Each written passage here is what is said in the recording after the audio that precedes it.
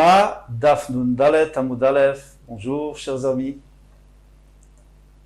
Eh bien, on continue les secrets du Kodesh Kodashim. Troisième ligne. Amale Rava le Oula.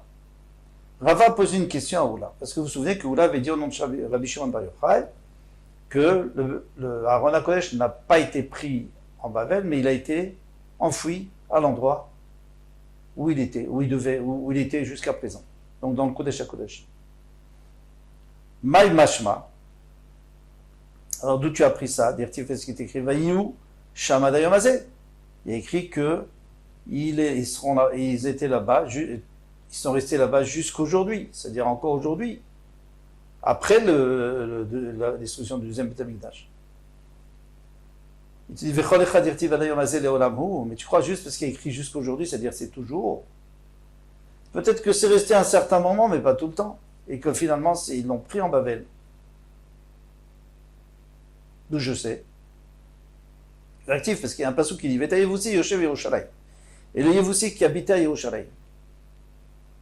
L'Orishub ne Binyamin. Les Binyamin, ils n'ont pas réussi à se débarrasser de tous ces gens-là. V'yashav Yevusi de Binyamin, Yerushalayim, ils sont restés, ils ont habité avec Binyamin à Yerushalayim, à Dayamazé jusqu'aujourd'hui. Et c'est pas possible que ce soit maintenant, jusqu'aujourd'hui. Echi Nami, Achi Nami Delo Galout, tu vas dire qu'ils ne sont pas allés en Galout. Ils sont tout le temps restés là-bas. Les Binyamin et aussi les Yevusi, ils ne sont pas allés en Galout lorsque la destruction du Beth Amikdash. Il va tenir pendant une braïta qui dit Rabbi Omer, Chamishim Ushtaim Shana, pendant 52 ans, Lo Avar Ish Yehuda. Il n'y a pas un homme qui est passé à Yehuda. Il n'y avait personne dans tout Yehuda, chez Nehema. Aleharim et Sabechi. Sur les montagnes, je vais porter mes pleurs, Vénéi, et mes plaintes. Val Neot Midbar. Et sur les habitations du désert qui sont habitées par les bergers, Kina, des lamentations. Pourquoi Kinit, c'est tout? Parce qu'ils ont été abandonnés, Bibli, Chauvert, il n'y a personne qui est passé vers le chameau, Kol Mikne. On n'a pas entendu le bruit ou la voix du troupeau, Meof Hashamaim, de l'oiseau du ciel, Ve'ad Bema, et jusqu'à la Bema. Mais la Bema, on l'a déjà dit, puisqu'elle fait partie du troupeau. Après, on a rajouté Ve'ad Bema, jusqu'à la Bema. C'est pour te dire. Ve'ad Bema, Nadadou Alchou, ils sont partis en Galout. Bema, Bigmatria, Chamishim Vishtaim, Havu. Si on fait le compte numérique de Bema, ça fait 52. Après, c'est écrit Ve'ad Bema, c'est-à-dire jusqu'à 52 ans, il n'y a personne qui était là-bas. Alors, qu'est-ce que tu me dis qui jusqu'aujourd'hui, c'est encore là-bas? Mais non. Betania, Rabbi Yossi Omer, Sheva Shanim Nitkaima Gofrit Vamelach. Alors, toi, tu vas me dire, oui, d'accord, on parle des montagnes, du désert, mais on n'a pas parlé d'Yerushalayim. Alors, je te dis, si, on a parlé de tout Eretz Israël. Betania, Rabbi Yossi Omer, Sheva Shanim Nitkaima Gofrit Vamelach. Il y avait écrit que si les bénis d'Israël ne se conduisent pas bien, eh bien, Hachem va envoyer le soufre et le sel, il va détruire comme Sodome et Gomorrha, il va dire Eretz Israël, Be'eretz Israël. Et ça s'est accompli pendant 7 ans. Donc tu vois que tout Eretz Israël était vide pendant 7 ans. Dans Rabbi Yochanan, Maïtama de Rabbi aussi. Rabbi Yochanan dit, d'où il a compris, d'où il s'est Rabbi aussi, ça, qui a dit que ça s'est accompli, cette malédiction.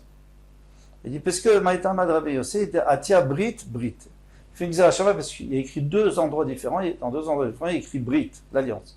Tivacha, il est écrit ici au niveau de Titus, Vagvir, Brit, Vigvir, Brit, les Rabbim, Shua Achat. Il a promis de faire une alliance avec les Rabbim, avec les Sarim, avec les princes d'Israël, Shavua Achat pendant 7 ans. Il a dit, pendant 7 ans, je vous laisse tranquille. Titus. Avec Tivatam, mais finalement, il est venu au milieu, il a détruit. Avec Tivatam, et là-bas, il est écrit, Vamrou alacher azvou et Brit Hashem, Eloki Avotam, parce qu'ils ont abandonné l'alliance. Eloki Avotam. Donc on voit que Brit, c'est pendant 7 ans. Et alors, comme ils ont abandonné l'alliance, donc ils ont aussi une punition de 7 ans, Brit, le Brit de Melach, du sel et du soufre. Bon, tout ça c'est quoi? C'est pour nous dire que quand on dit Adayomazé, ça ne veut pas dire Adayomazé. Alors c'est une question qu'on trouve là. Pas contre Rabbi Shimon Bar Yochai, parce qu'il n'a pas expliqué d'où il sait. d'où il savait. Mais Oula qui dit qu'on apprend de Adayom Hazé, ça c'est un problème. Tu vois bien qu'Adayom Hazé, ça peut être... il y a 7 ans où il n'y avait pas, ou 52 ans où il n'y avait pas. Donc ça ne s'appelle pas qu'il y a encore. Ça ne s'appelle pas qu'il y a toujours eu. C'est pas vrai. Amarlé, il lui a dit Achaktif Sham. C'est différent parce que pour le Haron HaKodesh, il a écrit qu'il est là-bas jusqu'à aujourd'hui. C'est-à-dire qu'il n'a pas bougé de sa place. Tam Loktif Sham. Mais ici, il n'y a pas écrit. Il y a écrit que Binyamin, Adayom Hazé, il est avec le Yevussim. Ils sont peut-être partis ensemble en Galout, en exil. Oui, ils sont toujours ensemble. Mais qui a dit qu'ils sont là-bas? Ils ne sont pas à Yerushalayim. C'est pas qui a dit. C'est sûr qu'ils ne sont pas à Yerushalayim puisqu'il y a eu cette malédiction. Continue Agmar. D'accord. Alors quand il est écrit là-bas, c'est-à-dire que ce sera pour toujours là-bas, ça ne changera pas de place. Mais tu veux, moi j'ai une question. Alors il y a eu des enfants de Shimon, donc de la tribu Shimon, qui sont allés à Ar-Seir, dans la montagne de Seir. Anashim Chameshmeot, 500. Ou Paltia, il y avait Paltia, c'est des chefs, Naria, Orefaya, Uziel, Neishi, Berosham, les enfants de Yishi qui étaient à leur tête. Vayakou et Cherit Apleta et Amalek. Alors on sait que David Amalek a fait la guerre contre Amalek, mais il y en a qui se sont sauvés. Eh bien lui, eux, ils sont allés, ils les ont tués. Vayeshusham Adayom Hazé. Ils se sont installés là-bas jusqu'à aujourd'hui. C'est pas possible qu'ils soient encore là-bas jusqu'à aujourd'hui. Pourquoi? Et pourtant, Sancheriv, le roi de Hachor, il est monté. Qu'est-ce qu'il a fait lui? Il a tout changé. Il a pris des Français, il les a mis au Japon. Il a tout déplacé. Il n'y avait pas de Français à ce moment-là, ni de Japonais, mais il a déplacé tout le monde. Il a dit maintenant, il n'y a plus de... Personne ne peut dire c'est mon pays. Donc il a enlevé toutes les limites des pays, toutes les frontières. Tout m'appartient à moi. Et d'ailleurs, il s'enorgueille, il dit, chez Neymar, j'ai enlevé les frontières des peuples, va tout dotem, chouteti, chouseti, et leur richesse, je me suis approprié. En tous les cas, c'est pas possible que les enfants de la tribu d'Yehuda soient toujours là-bas. Tioufta, c'est une question. Contre là. Voilà. Amarav Nachman. Rav Nachman a dit Tana ve Chachamim omrim. Mais on a enseigné que les Chachamim, ils disent que c'est pas tout à fait comme vous avez dit que le Haron HaKodesh était enfoui là-bas, il est enfoui autre part. D'ailleurs, très loin de l'endroit où le Kodesh HaKodeshim. Pourquoi? Aaron Belishkat Diraïtim Ayaganos. Il était dans l'Ishkat Diraïtim. Alors, c'est quoi? C'est la réserve de bois. C'était tout à l'entrée de Ezrat Nashim, c'est-à-dire au début du Beth Amikdash, de Ezrat Nashim, à droite. En entrant à droite, c'est-à-dire nord-est. Et là-bas, il y avait l'Ishkat Diraïtim. Donc, c'est là-bas qu'il est enfoui. D'où sait-on? Amar Nachman bar Yitzhak, Rafanan Amitanina, nous aussi nous avons enseigné, Masé Bekohen Echad Shaya Mitasek. Il y avait une fois un Kohen qui était en train de, Rashi nous dit, il était en train de jouer avec, on verra, avec sa hache, il était en train de jouer et se promener. Pourquoi Rashi dit qu'il était en train de jouer? Parce que sinon il ne serait pas arrivé le malheur qui va lui arriver, s'il était en train de faire des mitzvot avec, parce qu'avec sa hache, normalement, il devait nettoyer les bois, enlever les vers, les endroits véreux des bois, parce qu'ils sont soulignés pour le misber. Mais lui, il jouait. Vera ritzpa meshuna mechavrotea. Et il a vu une dalle qui était différente des autres. Est-ce qu'elle était un peu plus haute ou un peu différente? Ou bas veodia et travero, il est venu, il a dit à son travers, lui speaking et tadavar, il n'a pas terminé. Il n'a pas terminé de lui dire, Achiasen nishmato et les niftar. C'est pour ça que Rashi lui tient à dire que certainement qu'il n'était pas en train de faire une mitzvah de nettoyer les bois, parce que sinon il n'aurait pas eu ce malheur. Ils ont su avec certitude chez Sham Aaron Ganouz que c'est là-bas que le Aaron est Ganouz, certainement sous cette dalle, et c'est pour ça que Hachem ne voulait pas qu'on découvre Maï avait Avid, qu'est-ce qu'il faisait, avec quoi il jouait, Amarav Chelvo, Mitasek Bekardo Moaya, avec sa hache. Tana de Rabbi Ishmael, on a enseigné au nom de Rabbi Braïta de Rabbi Ishmael, dans le Beth Amikdash de Rabbi Ishmael, pardon. Shne Kohanim Baalei Moumin. Alors c'est un peu différent là-bas. Il dit deux Kohanim Baalei Moumin, qui étaient vraiment pas en train de se promener, Ayumatliim Be'etzim, ils étaient en train d'enlever les parties véreuses des bois. Il dit Shmeta Kardo Moshe Echad Mehem. Et il y a la hache qui est sortie de son manche. Mais Nafla Sham est tombé là-bas sur l'endroit où il y a le Aron Kodesh, enfoui, Ve'astaesh, du feu est sorti vers Achlato, et le feu l'a consumé. Alors est-ce qu'elle a consumé la hache? Pourquoi pas? Ou alors, parce qu'il y avait tellement de doucha, c'est une marloquette, il y a des farshim qui disent que la hache, il y en a qui disent qu'il a consumé le Kohen. Alors pourquoi il aurait consumé le Kohen? Parce que ce Kohen, il a fait une grosse erreur. Normalement, quand tu viens avec ta hache, tu dois être sûr qu'elle soit bien attachée parce que tu peux tuer quelqu'un si elle s'envole. Donc, voilà sa punition. Rabbi Yehuda Rami. Rabbi Yehuda lui vient, il pose une question de contradiction. Tiv, il y a écrit Veiraou Rosh Avadim, et on voyait le bout des bois qui tenaient le Aron Kodesh. Tiv Veiraou Achutz, il y a écrit, autre part, il y a écrit qu'on ne le voyait pas à l'extérieur. Donc c'est une contradiction. Une fois tu me dis qu'on le voit, une fois tu ne le vois pas. Aketzad Nirin, Ven Nirin. Aketzad, alors comment il faut expliquer? Nirin, on les voit, Ven Nirin, on ne les voit pas. C'est-à-dire, Tanya Namiachi, il y a une braïta qui explique aussi ainsi, Vaïraou, Rosh Avadim, Yachol, Lo Yuzazim Minkoman. J'aurais pu croire qu'ils n'ont pas bougé de leur place, mais s'ils n'ont pas bougé de leur place, on ne peut pas les voir. Pourquoi? Parce que le Aron HaKodesh était à 10 amot en retrait du Parochet. Donc c'est pas possible que ces bois arrivent jusqu'au Parochet, c'est impossible. Bien sûr que oui, ils se sont allongés. Alors est-ce qu'ils se sont allongés ou alors est-ce qu'ils ont bougé de leur place et ils sont allés vers le Parochet? Alors peut-être dans ce cas tu vas me dire, ils ont même traversé le Parochet. On ne les voyait pas à l'extérieur. Alors comment c'est? Donc ils poussent et ils dépassent un petit peu du Parochet. Et ça ressemble à deux seins d'une femme. Oui, on voit du Parochet deux petits ronds qui sortent. Chez Neymar, Tzchor Amor Dodeli, comme on voit dans le Shirachirim, qu'on lit chaque semaine. Donc, mon Dodili, c'est-à-dire mon bien-aimé, est comme du mort. Mort, c'est des encens. Ben Shaddai et Yadin, et il réside entre les deux saints. Alors pourquoi est-ce qu'on nous parle de saints ici? Quel rapport avec nous?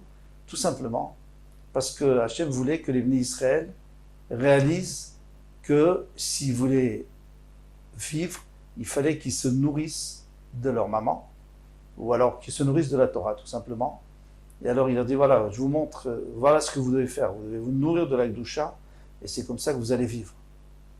C'est pour ça qu'on a pris les seins d'une maman. Et on va voir encore autre chose, qui a priori est difficile à comprendre. Amar Avkatina, Bishat Shayu Yisrael Olim la Regel. Avkatina a dit que lorsque l'Israël montait à la fête, au Regel, Shalosh Regalim, les trois fêtes, Megalgelim, la met à Parochet. On déroulait le Parochet, c'est-à-dire on le roulait plutôt pour qu'ils puissent voir ce qu'il y avait à l'intérieur. Marie Naëm est accrouvée, on leur montrait les chérubins. Shayum et Urim, c'est basé, on sait que c'est un garçon et une fille, et ils s'enlaçaient. Et Omrim Naëm leur disait, Reuchi Batrem Lifnamakom, voyez votre amour devant Hachem, qui Chivat Zachar Nekeva, comme un garçon et une fille. Alors pourquoi on fait ça dans le Kodesh HaKodashim? D'ailleurs, lorsque les Goïms sont venus, ils ont été choqués. Lorsqu'ils sont venus pour détruire le Tamitaï, ils ont été choqués de voir ça. C'est pas à l'intérieur du Kodesh HaKodashim, l'endroit le plus saint qu'on va faire. On va montrer un garçon et une fille en train de s'enlacer. Et quoi? Quelle est la réponse? La réponse est simple. C'est que si on veut montrer à un être humain qu'est-ce que c'est que l'amour, eh bien, c'est le seul moyen. C'est le seul moyen, c'est le plus grand amour qu'il peut y avoir. Et alors, c'était pour que les Israël soient impressionnés et qu'ils sentent que Hachem, il nous aime. Il nous aime vraiment plus qu'un père et un fils. Parce qu'un père et un fils, il y a un jour où ils se séparent. Le père, le fils, il va dans son chemin, il grandit, il va dans son chemin. Le père, il reste là où il est, ou il change aussi. Mais Zachar ou Nekeva, un homme et une femme, ils restent toujours ensemble. Devrait en tout cas. Métiv Rafrizda. Rafrizda, pose une question. Et ils ne viendront pas pour voir lorsque on enfouit le Aron HaKodesh et tout ça dans le. Alors, dans leur étui. Lorsque on voyageait, donc les Kohanim devaient mettre chaque ustensile du Beth Amikdash et le Mizbach et le Aron HaKodesh et la Menorah, tout ça dans des étuis. Et après, les Lévim avaient le droit de rentrer. Mais avant, non, parce qu'ils ne doivent pas voir.